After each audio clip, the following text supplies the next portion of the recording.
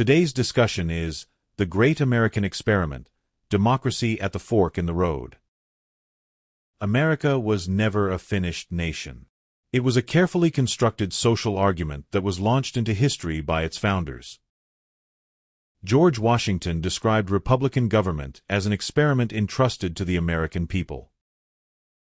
The choice of the word experiment was revealing. The founders had not discovered a permanent formula for liberty.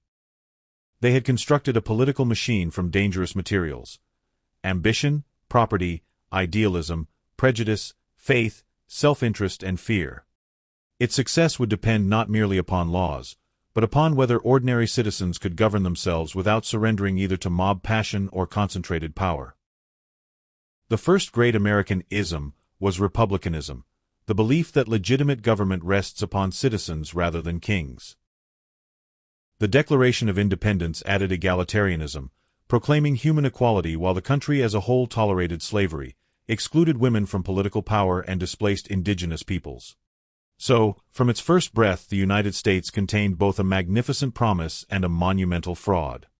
That contradiction became the engine of American history. Federalism divided authority between the national government and the states. Liberalism, in its classical sense, defended individual rights, private property, religious freedom, and limited government. Nationalism bound the states into a common identity, while sectionalism repeatedly threatened to tear them apart. Party conflict arrived almost immediately, despite the founders' fear of faction. Over time, Americans discovered that organized disagreement was not an accidental defect in democracy. It was democracy's natural condition. During the 19th century, expansionism and commercialism transformed the republic. Markets widened, canals and railroads connected distant regions, and commerce became a force almost as powerful as government. Commercialism encouraged invention, mobility, and exchange, but it also taught the nation to measure nearly everything, including land, labor, and sometimes human worth, in dollars. From commercialism arose industrial capitalism. At its best, capitalism rewarded invention, multiplied production, and allowed people to build enterprises beyond the direct control of government. At its worst, it concentrated wealth so intensely that industrial wealth began purchasing political power, and the subsequent Gilded Age produced astonishing fortunes for some. However, unchecked corporate monopolies ignored the tragedies of oppressive child labor, lethal workplaces, and general urban misery. The glitter of the Gilded Age was genuine, but so was the paralytic suffering of all who lived beneath it. The corrective force was progressivism. Reformers did not generally seek to abolish capitalism. They sought only to civilize it. The progressives attacked concentrated corporate power and the exploitation of children. Women's suffrage enlarged the electorate. Labor organization challenged the fiction that an isolated worker could bargain equally with the power of industrial America. Government gradually became not merely the protector of property but also the referee of economic power. Then came economic catastrophe. The Great Depression exposed the weakness of a system that privatized profit while distributing ruin across the public. Franklin Roosevelt's New Deal introduced a practical American form of social democracy: Social Security, stronger labor rights, public employment, banking regulation, and a federal responsibility for economic security. Roosevelt did not overthrow capitalism. He helped save it from its own excesses by giving ordinary people a greater stake in its survival. That distinction remains essential.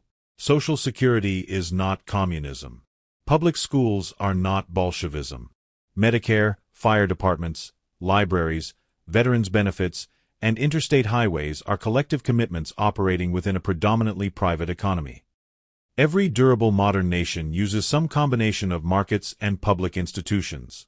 The real dispute is not whether government will participate in economic life, but whom it will protect, what it will provide, and whose power it will restrain. After World War II, American patriotism reached its most confident form. Patriotism can be noble: gratitude for constitutional liberty, devotion to one's neighbors, and willingness to defend the republic. But patriotism becomes dangerous when it decays into chauvinism, the conviction that the country is always right, that criticism is betrayal, and that some citizens are more authentically American than others. True patriotism does not worship the nation. Imperatively, It holds the nation accountable to its own ideals. After World War II, the civil rights movement demonstrated this beautifully. Its leaders did not reject the Declaration and Constitution. They demanded that America honor them. Their patriotism was not quiet obedience. It was disciplined confrontation. The movement expanded American democracy by forcing the Republic to recognize that liberty without equal citizenship is merely privilege wearing a flag. The late 20th century brought another turn: deregulation, declining union strength, globalization, financialization, and a renewed faith in markets. This economic neoliberalism was accompanied by neoconservatism, a political movement that combined traditional conservative concerns about social order and national strength with a more assertive use of American power abroad. Neoconservatives argued that the United States should not merely defend democracy at home, but actively promote American interests and democratic values throughout the world. After the attacks of September 11, 2001, that philosophy helped justify prolonged military intervention, particularly in Iraq. Its confidence in America's ability to reshape other nations revealed both the idealism and the arrogance that have long competed within American foreign policy.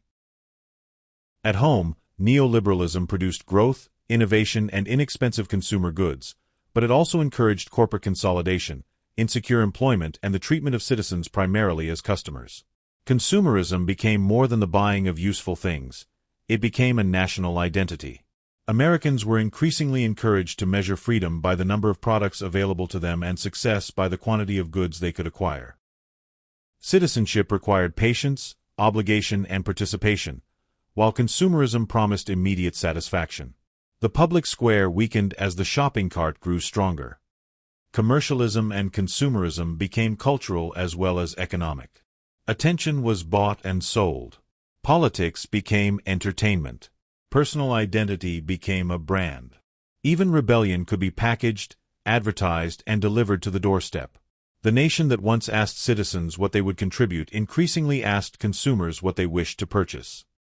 This brings the American experiment to its present fork in the road. Down one path stands a resurgent fascist tendency.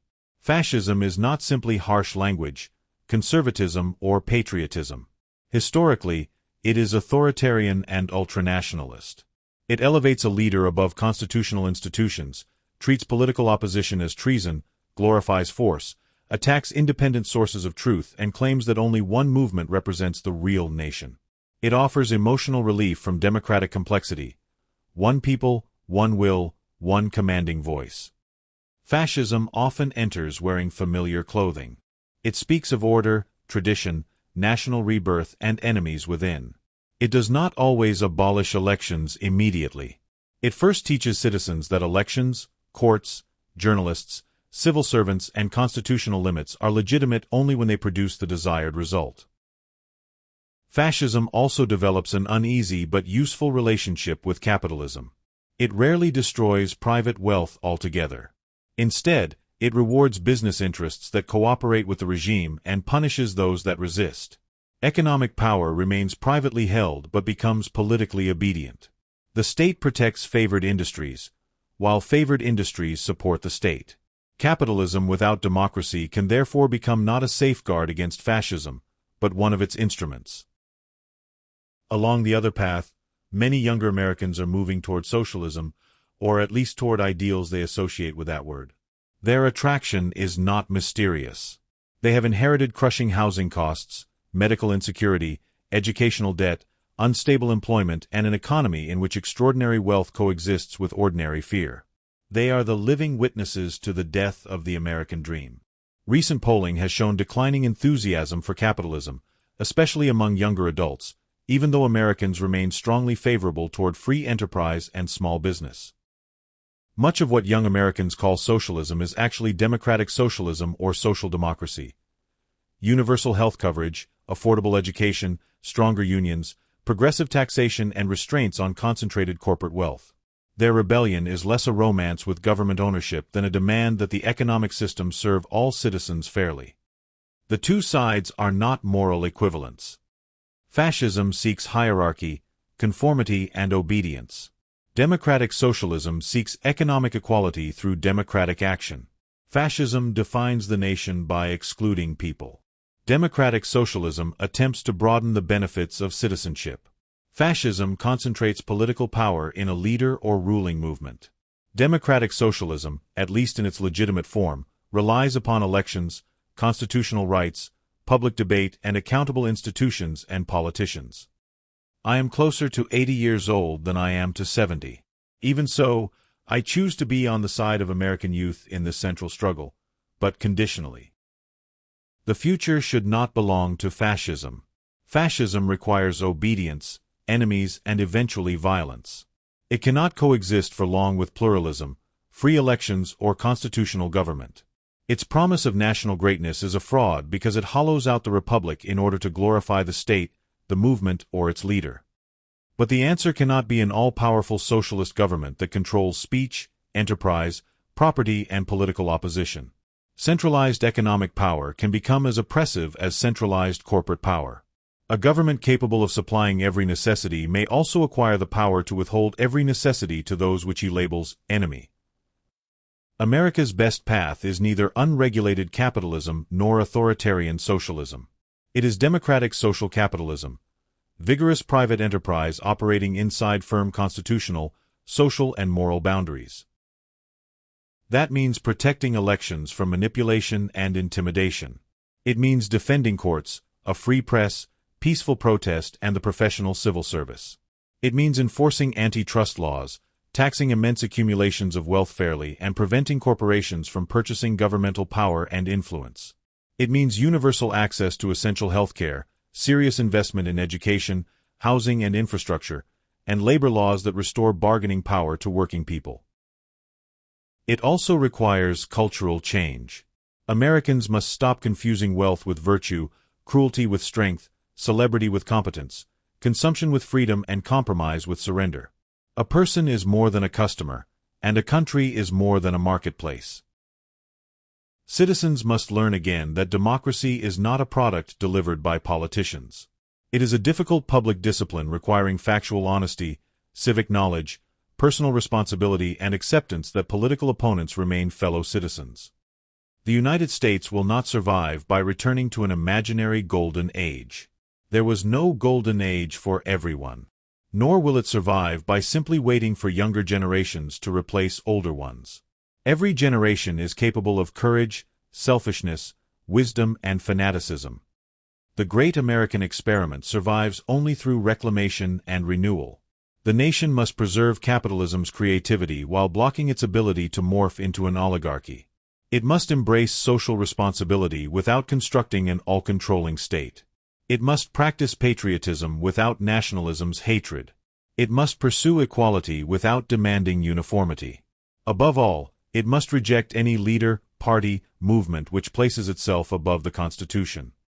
America's decisive conflict is not truly capitalism against socialism. It is democracy against domination. One path accepts the exhausting work of sharing power among millions of different people. The other seeks comfort in hierarchy, obedience, and force. One path keeps the experiment alive. The other path ends it. The choice should not be difficult. But history consistently warns us that choosing the wrong path will be devastatingly brutal for this great American experiment.